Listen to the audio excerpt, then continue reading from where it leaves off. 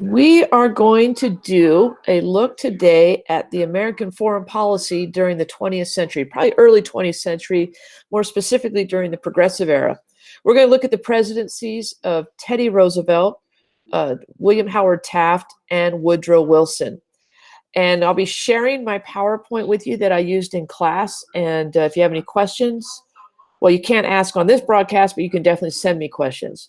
But anyway, if you've missed class or anything like that, you can use this to catch up, or you can also use it just to review.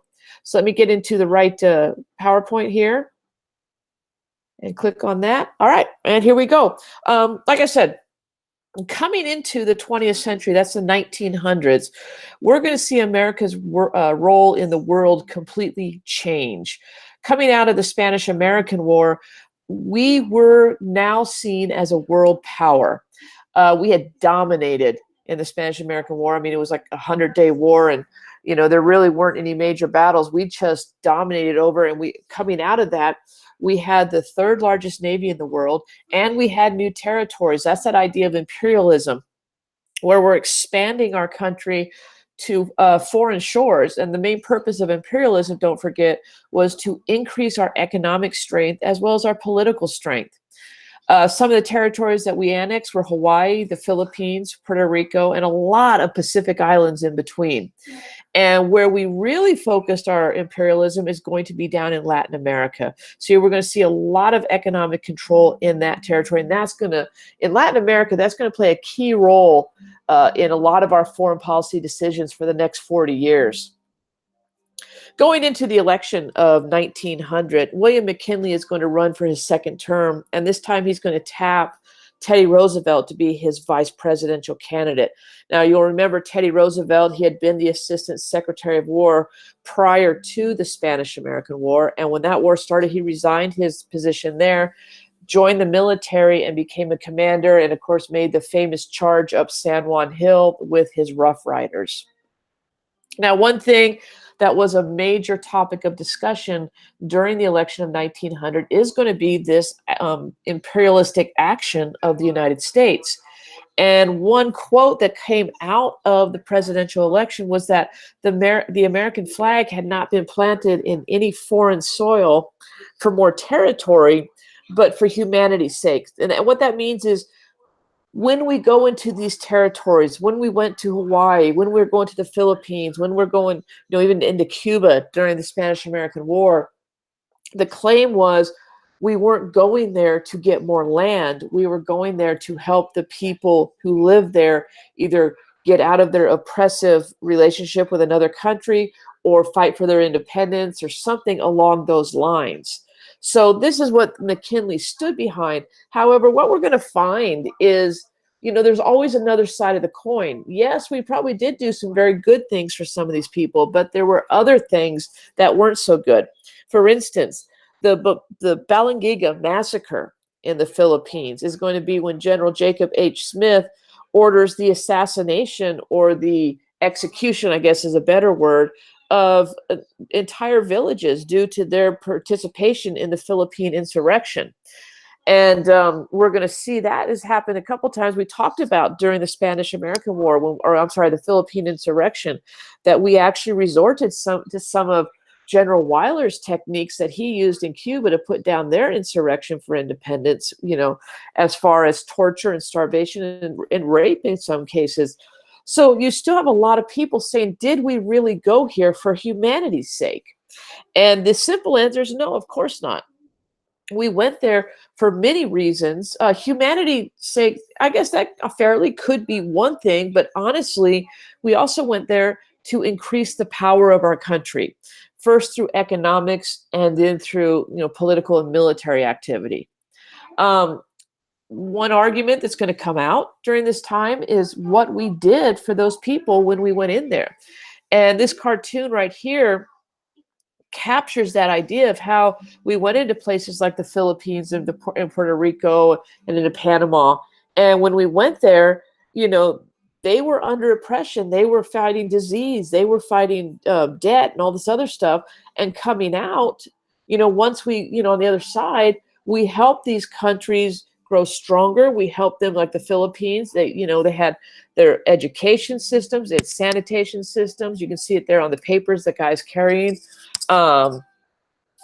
With Hawaii, we see, progressivism in that area. We see prosperity in Puerto Rico, self-government, in quotes, in Cuba, and prosperity. So, our argument is that every place we've gone, we've made it better than what it was before we got there. But that's a debate that's going to be held. But what you really have to understand is that our top priority in going into these areas was more wealth through the acquisition of new markets. We are looking for new markets for our American businesses. We are looking for new sources of raw materials for our businesses in America. So our number one priority for imperialism is to build the wealth of our country by finding more markets to go into. One place we did go, and we had our eye on for some time, and a lot of people in the world did, was China. And what we wanted to do was basically increase our influence in China. And what we call this is, a sphere of influence. When we look, we were eager to trade with China. We were very, the possibilities there were endless. Unfortunately, we were late to the table. Europe had already started dividing up China and into their own spheres of influence. So what John Hay, the Secretary of State, had to do was find a way in, find a way to get American business into China while still dealing with these other foreign entities who are already there. And you can see on this map right here who was already there. Russia was there in the north. You had Japan, who was, looking at it. You had Great Britain, you had France. All of these different countries are located, they have their spheres of influence in China.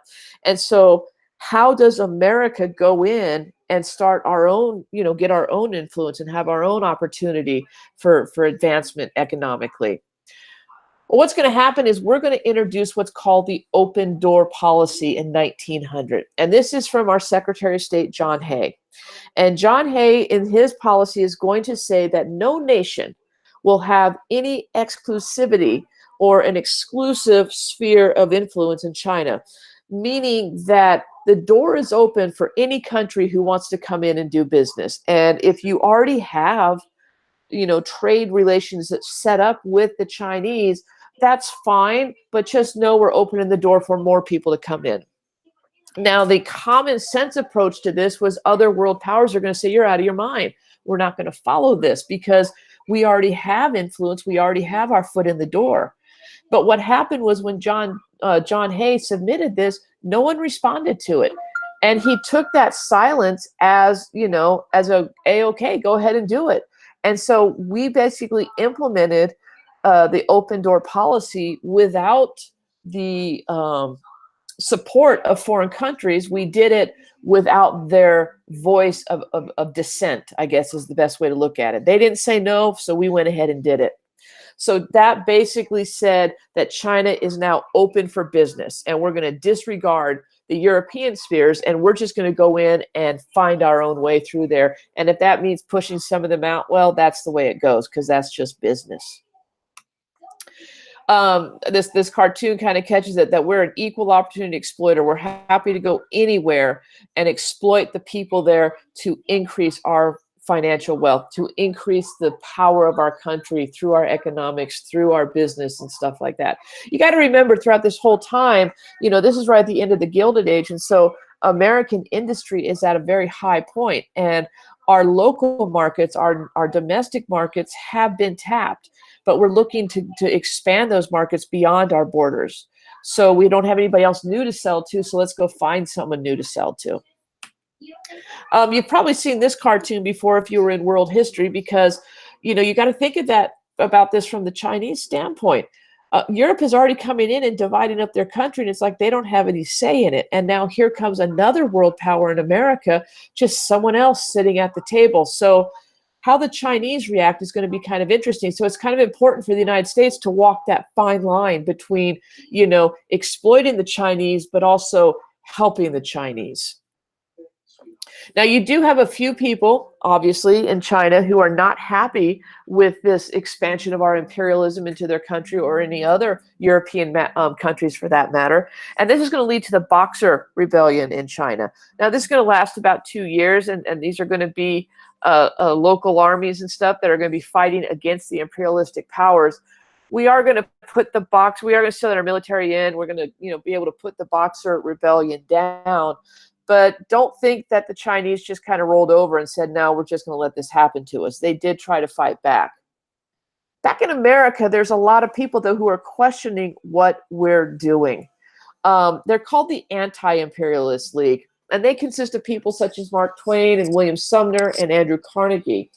And they are questioning the morality of why we're moving into these foreign countries. They're also questioning, more importantly, the constitutionality of why we're going into these countries.